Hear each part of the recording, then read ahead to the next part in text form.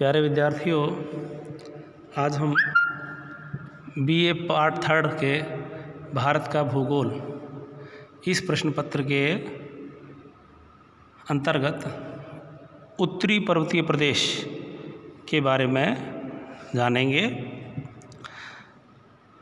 हमारे देश के संपूर्ण उत्तरी हिस्से में हिमालय पर्वत की श्रृंखला स्थित है। हम हिमालय का भौगोलिक वर्गीकरण भी करेंगे। संपूर्ण उत्तरी पहाड़ी प्रदेश मरकान तट से प्रारंभ होकर के मीजो पहाड़ियों तक, ये लगभग 5000 किलोमीटर की दूरी तक फैला हुआ है। इसमें पश्चिम में बलूचिस्तान, ट्रांस सिंधु क्षेत्र से लेकर के नंगा पर्वत के मोड़ तक ये करीब 1500 किलोमीटर की दूरी है। इसी तरह से पूर्व में नामचा बरवा से मीजो पहाड़ियों तक 1000 किलोमीटर की दूरी मिलती है। तो हिमालय पर्वत भारत की उत्तरी सीमा में पश्चिम से पूर्व की ओर 2400 किलोमीटर की लंबाई में एक बहुत बड़े चाप के रूप में फैला हुआ है। अच्छा, पश्चिम में बलूचिस्तान से शुरू होता है, उत्तर में नेपाल और तिब्बत के बीच में और म्यांमार के अराकान योमा पर्वत तक यह फैला हुआ है। ये देश को उत्तर पश्चिम, उत्तर और उत्तर पूर्व सभी ओर से घेरते हैं। इनकी चौड़ाई 150 से लेकर के 400 किलोमीटर तक है और ऊंचाई बहुत ज़्यादा, यानी कि 6000 मीटर की ऊंचाई इसकी मिलती है। ये पश्चिम की ओर की बात है। पूर्व के हिस्से में इसकी ऊंचाई 1500 मीटर है, यानी कम है, नीचे प्रकार के पर्वत हैं। लेकिन मध्य के भाग में इनकी ऊंचाई 8000 मीटर है, यानी दुनिया के सबसे ऊंचे पर्वत क्षेत्रों में इसका नाम आता है। इसका क्षेत्रफल कुल 5 लाख वर्ग किलोमीटर है। ये पर्वत उस विशाल पर्वत प्रणाली जिसे पामीर की गांठ कहते हैं उसका हिस्सा है, जो कि मध्य एशिया से लेकर के मध्य यूरोप तक फैला हुआ है। पर्वतीय प्रदेश के पश्चिम भाग में इसकी 3 श्रेणियां हैं: लद्दाख जास्कर, पंगी श्रेणी और पीर पंजाल श्रेणी। पूर्वी भाग में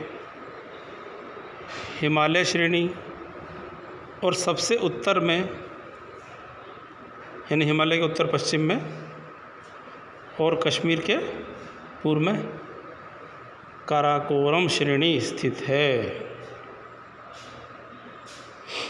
काराकोरम श्रेणी, और ये फिर चीन तक चली गई है आगे। इन सभी पर्वतों ने भारत को एशिया से अलग कर रखा है। अब थोड़ा हिमालय का भौगोलिक वर्गीकरण करते हैं। तो हिमालय पर्वत की रीढ़ की हड्डी के रूप में तो जो चट्टानें हैं, नीस, शीस्ट और रवेदार चट्टानें इसके अंदर हैं। स्लेट, फाइलाइट, क्वार्टजाइट, चूना पत्थर, ये प्राचीन चट्टानें इसमें मिलती हैं। अब जो हिमालय क्षेत्र की जो नदियां हैं वे सारी युवावस्था में पाई जाती हैं। तीव्र ढलान है, संरचना इसकी मुलायम है। नदियों के तटीय कटान के कारण गहरी घाटियां और गोर्ज का निर्माण इनके द्वारा होता है। और वास्तव में हिमालय पर्वत कई पर्वत श्रेणियों से मिलकर के क्योंकि बना हुआ है, ये एक दूसरे के समानांतर फैली हुई हैं। हिमालय में 4 श्रेणियां जो मुख्य हैं विस्तृत, उसके बारे में हम जानेंगे। उसमें से पहली श्रेणी है महान या आंतरिक हिमालय, इसे ग्रेटर हिमालय भी कहते हैं। ये सबसे उत्तर की श्रेणी है। इसे हिमाद्री कहते हैं, महा हिमालय कहते हैं, मुख्य हिमालय कहते हैं। ये सिंधु नदी के मोड़ के पास ब्रह्मपुत्र नदी के मोड़ तक 2400 किलोमीटर तक की एक टेढ़ी रेखा यानी एक चाप के आकार में फैले हुए हैं। इनकी चौड़ाई 25 किलोमीटर और औसत ऊंचाई 6000 मीटर है। हालांकि इसके पूर्वी विस्तार के बारे में सभी वैज्ञानिक एकमत तो नहीं है। डॉक्टर वाडिया और मैसन तो कहते हैं कि ये श्रेणी दक्षिण की ओर आगे जाके मुड़ जाती है। इस पर्वत श्रेणी की 40 ऐसी ज्ञात चोटियां हैं जिनकी ऊंचाई 7000 मीटर से भी अधिक है और लगभग 273 ऐसी अज्ञात चोटियां हैं जिनकी ऊंचाई 6000 मीटर से भी अधिक है। हिमालय की सबसे ऊंची चोटियां इसी भाग में मिलती हैं। जैसे मुख्य चोटियां हम देखें तो माउंट एवरेस्ट, इसे गौरी शंकर भी कहते हैं।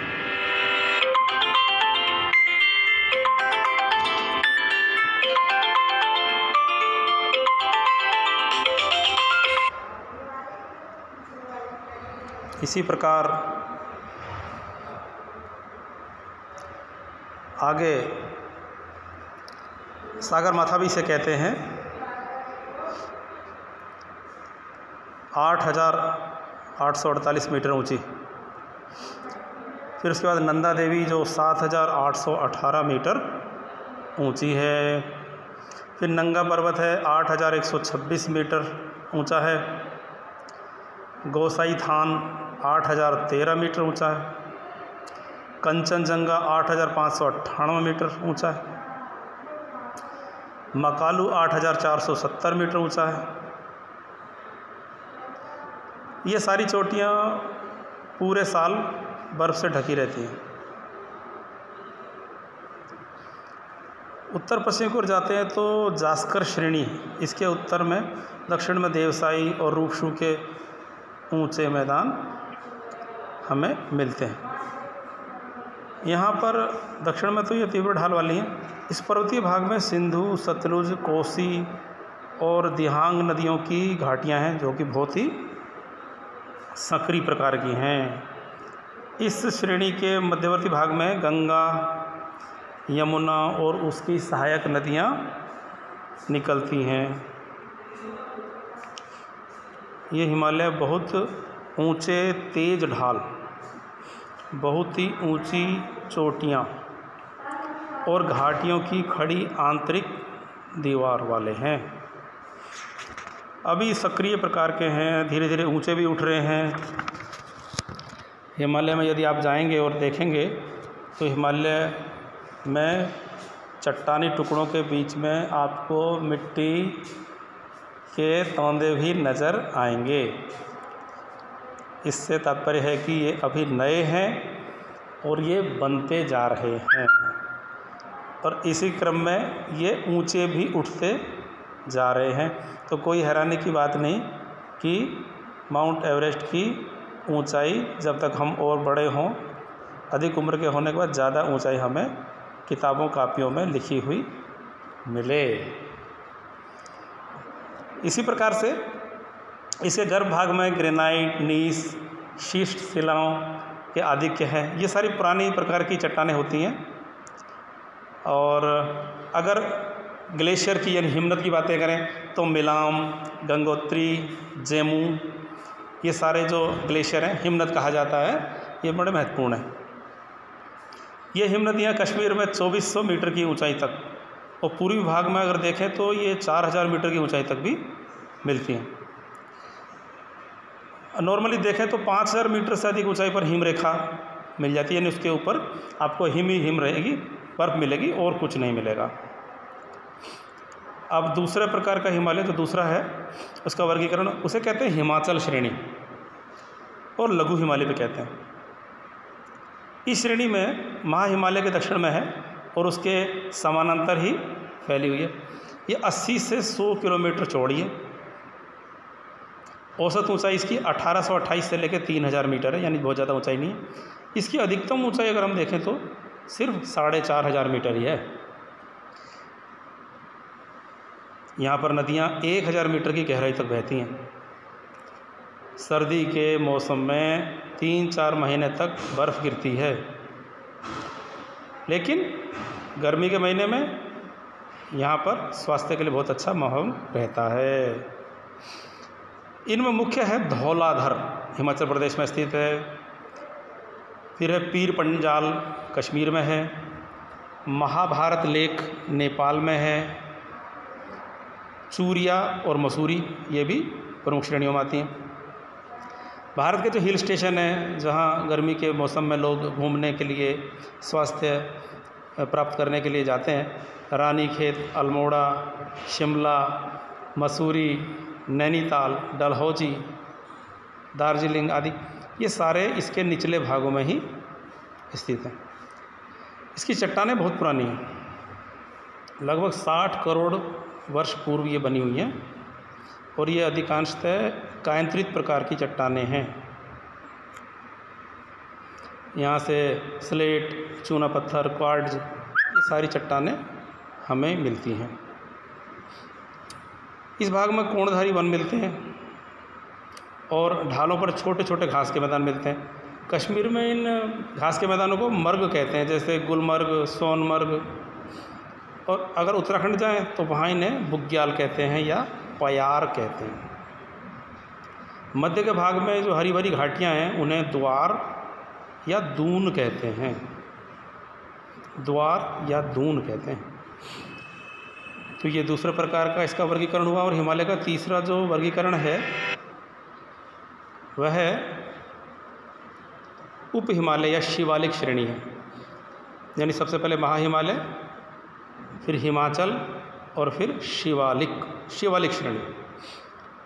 ये दोनों श्रेणियों के दक्षिण में है। इसे बाह्य हिमालय भी कहते हैं, यानी बाहरी है, बाहर की तरफ स्थित है। ये पोटवार बेसिन के दक्षिण से शुरू होकर कोसी नदी तक फैली हुई है। उत्तर पश्चिम से पूर्व में ये लगभग 2000 किलोमीटर लंबी है और इसकी चौड़ाई 40 से 50 किलोमीटर तक पाई जाती है।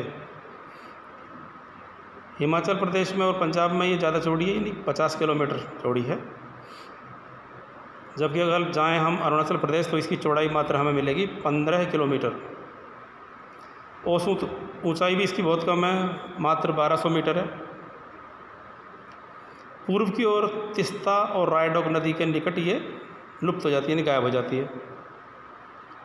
ये हिमालय का सबसे नवीन भाग है, जो कि 20 लाख से लेके 2 करोड़ साल पहले ही बना है। मात्र 2 करोड़। ऊंचा नीचा धरातल, तेज ढाल, गहरी घाटियाँ, ये सब यहाँ पर मिलती हैं। ये इसकी विशेषता है। अलग अलग भागों में इनके अलग अलग नाम है। जैसे गोरखपुर के पास इसे कहते हैं डूंडुआ। पूर्व की ओर जाए तो इसे चूरिया और मूरिया कहते हैं। और लघु हिमालय की जो घाटियों में पश्चिम में इसे दून कहते हैं और पूर्व में इसे द्वार कहते हैं। तो देहरादून और हरिद्वार ऐसे ही मैदान हैं। इन घाटियों में गहन खेती की जाती है, ये घनी बसी हुई हैं। यहाँ पर भूस्खलन भी अक्सर होता रहता है। इसका पर्वतपदीय जो हिस्सा है वो, ये तराई का क्षेत्र की बात हो रही है, तो वो दलदली है और वन आच्छादित है। लघु हिमालय और शिवालिक के बीच में एक सीमांत दरार है। शिवालिक को जम्मू में जम्मू पहाड़ी, अरुणाचल प्रदेश में डफला, मीरी और मिश्मी पहाड़ियों के नाम से जाना जाता है। तो इस प्रकार से तीसरा हिस्सा हुआ हिमालय का, जिसे हम शिवालिक के नाम से जानते हैं, शिवालिक श्रेणी। चौथा है ट्रांस या तिब्बत हिमालय श्रेणी। ये तिब्बत के दक्षिणी भाग में स्थित है। इसकी खोज स्वेन हेडन ने की थी। अपने मध्य में ये 225 किलोमीटर, पूर्व और पश्चिम के किनारों पर 40 किलोमीटर चौड़ी है। लंबाई इसकी मात्र 960 किलोमीटर है। ये 4100 से 5700 मीटर ऊंची पाई जाती है और आयु इसकी 7 करोड़ से लेकर 60 करोड़ वर्ष तक है। इसमें वनस्पति नहीं मिलती, वनस्पति का अभाव है। यहाँ शीत कटिबंध की जलवायु अवस्था मिलती है और इस श्रेणी में बंगाल की खाड़ी में गिरने वाली नदियों और उत्तर की ओर भूमि से घिरी हुई झीलों में गिरने वाली नदियों के लिए ये जल विभाजक का काम करती है। इस श्रेणी में भी कई दर्रे हैं जिनकी औसत ऊंचाई 5200 मीटर ऊंची है। जैसे डिगला दर्रे की ऊंचाई 5795 मीटर है, यानी बहुत ज़्यादा ऊंचाई पर यह दर्रा अवस्थित है। तो इस प्रकार से मोटे तौर पर 4 हिस्से इसके हमने करके इसके बारे में जाना, हिमालय के भौगोलिक वर्गीकरण करके। आगे हम अन्य भौतिक हिस्सों के बारे में जानकारी प्राप्त करेंगे। धन्यवाद।